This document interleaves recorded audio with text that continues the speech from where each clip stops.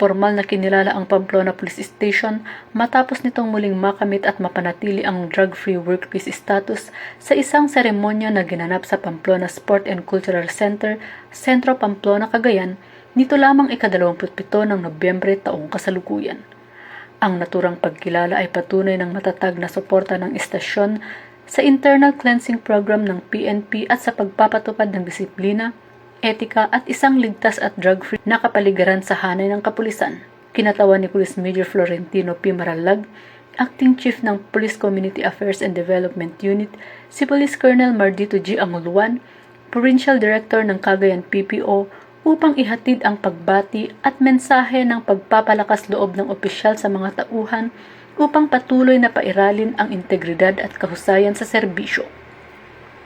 Nagpasalamat naman ang hepe ng Pamplona Police Station na si Police Major Llewellyn D. Guzman sa lahat ng katuwang at stakeholders para sa kanilang suporta sa pagpapatatag ng advokasya ng Pamplona Police Station tungo sa isang drug-free at service-oriented na kapulisan. Sa pagkilalang ito, muling pinatunayan ng Pamplona Police Station ang kanilang dedikasyon sa profesionalismo, pananagutan at tapat na paglilingkod sa komunidad. Mula dito sa Lambak ng Cagayan, ako ang inyong PNN correspondent, Patroluman Balyada, alagad ng batas, tagataguyod ng Balitang Pulis.